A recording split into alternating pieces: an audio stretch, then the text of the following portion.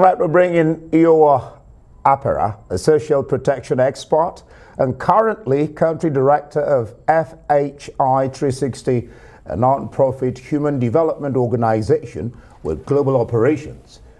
Iorwa previously served as national coordinator of the National Social Safety Net Coordinating Office, an agency of the federal government set up in partnership with the World Bank and operated under the Ministry of Humanitarian Affairs, Disaster Management and Social Development. Glad to have you join me on Newsnight, Iorwa. Thank you for having me.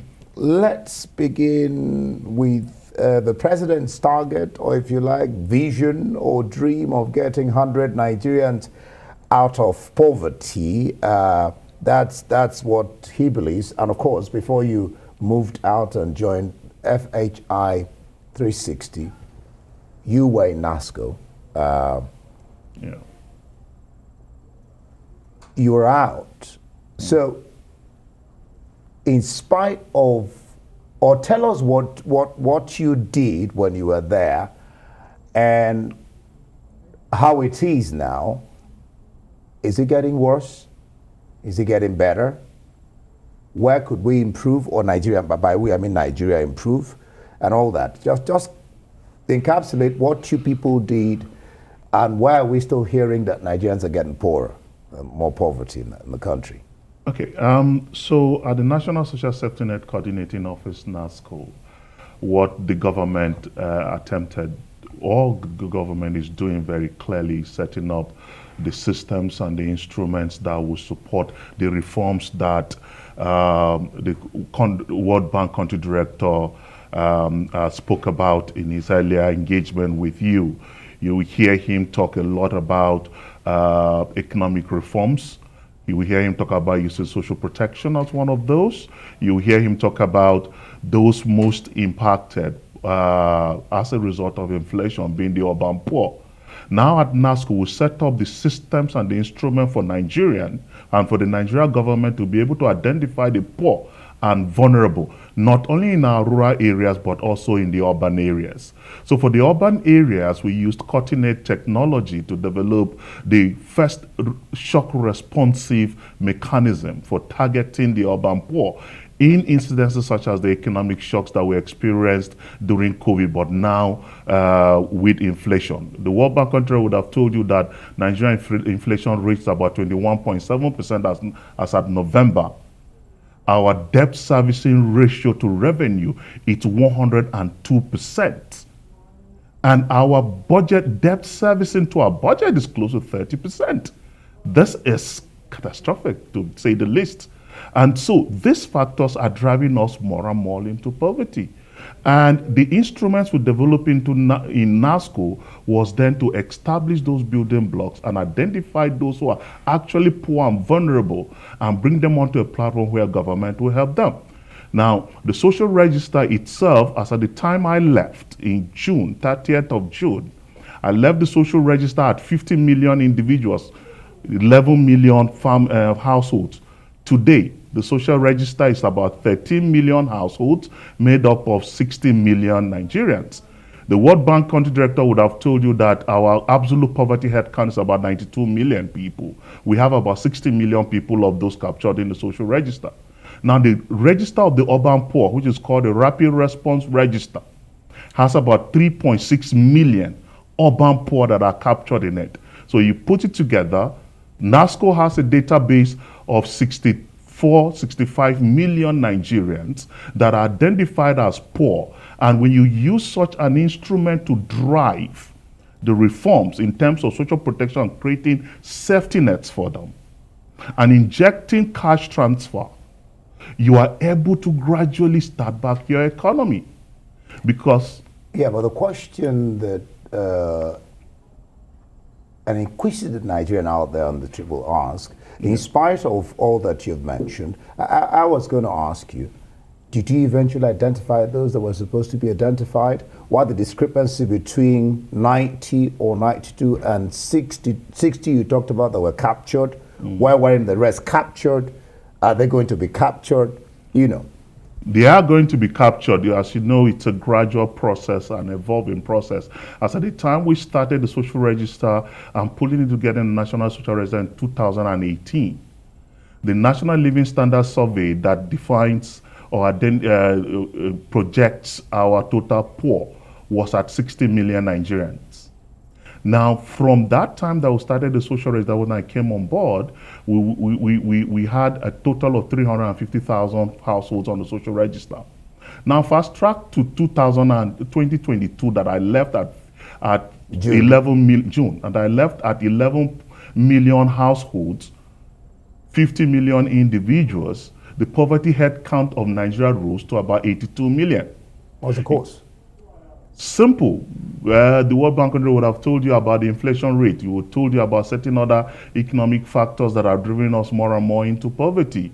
I mean, COVID-19 and economic lockdown had its own telling effect. A lot of businesses closed, meaning a lot of artisans closed shops, went back home without anything doing. Growing population, as at the time we started.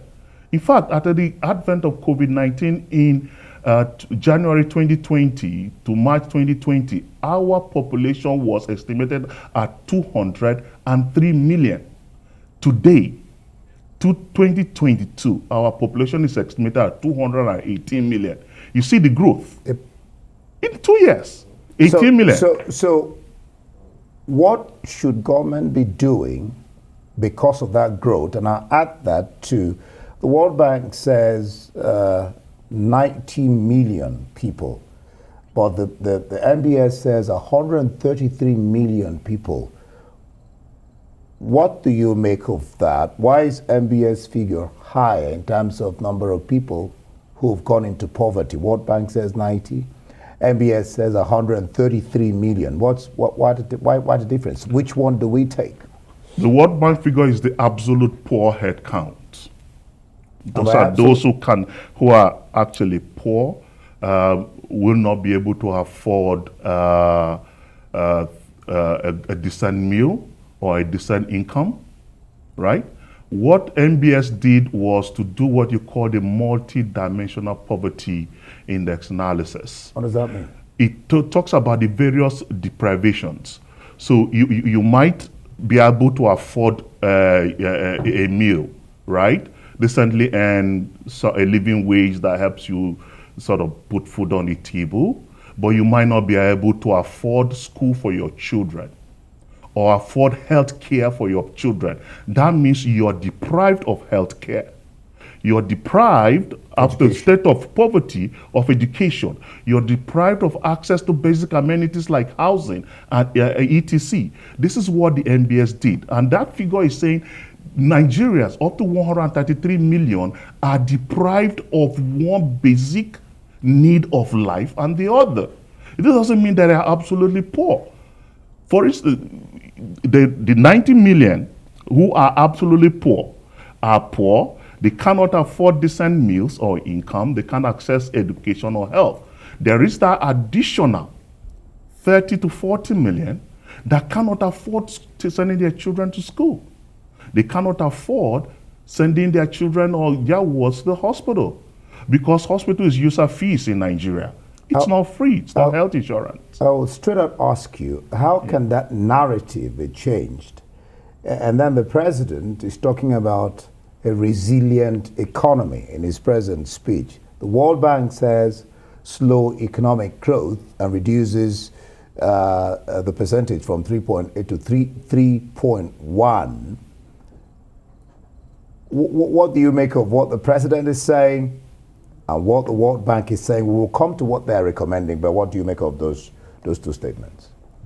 Now, the president has, and I'm not a politician, so that will clear the air just very clearly, but the president has been one of those who has been very deliberate about the poverty question in our country.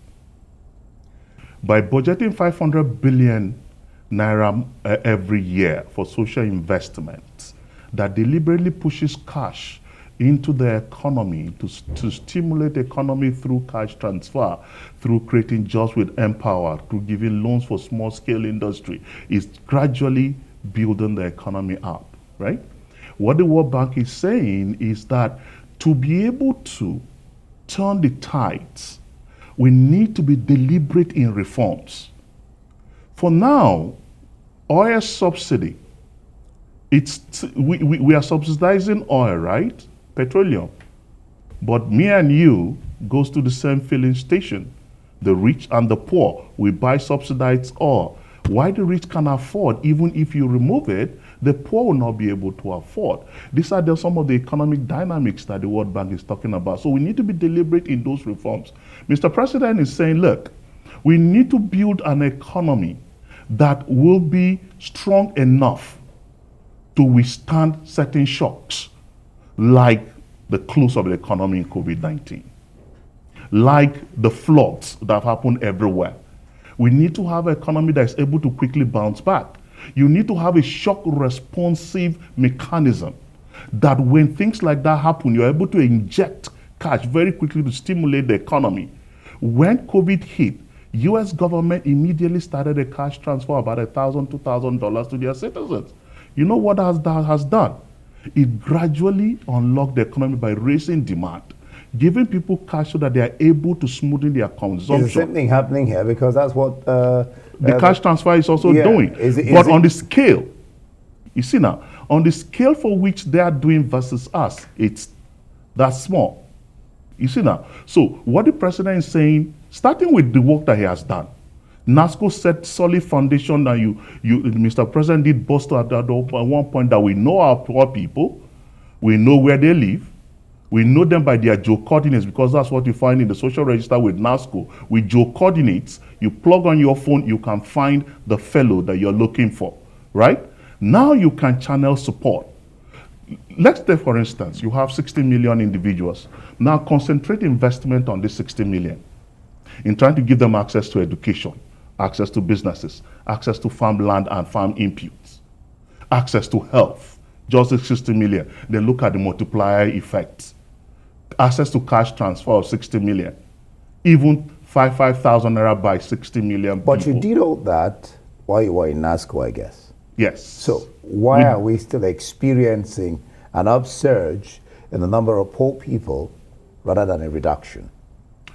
The answer is simple. Like I asked you earlier, what do we then do to turn the tide, change the narrative, aside what the World Bank is talking about, expanding social protection to protect the poor, and then, of course, you've mentioned subsidy, and then the single market exchange rate, they also mentioned that. So what do we do to change the narrative, so to speak? Good. So while in NASCO, what we did was to pay cash transfer to only 2 million households. Expanding social protection and cash transfer, it's meaning move from 2 million households to say 10 or 20 million households. Deliberately begin to change the tides and build a resilient economy, removing oil subsidy, for instance, and then using the savings from the oil subsidy to invest in the other sectors, improving transportation, improving road networks, to open up the hinterlands, to bring agricultural produce into the market, creating and effective NASCO market. has laid the foundation for all this you're talking about? They have the systems that you can do it. Yeah, they have the platform, they have the database, they have the evidence. So you can easily target people, and you are able to track the progress that they are making as well, because you have the database. We'll leave it there. Iorwa Apera, a social protection expert and currently country director of FHI 360, a non-profit human development organization. Thank you so much for being on News Night. Thank you very much.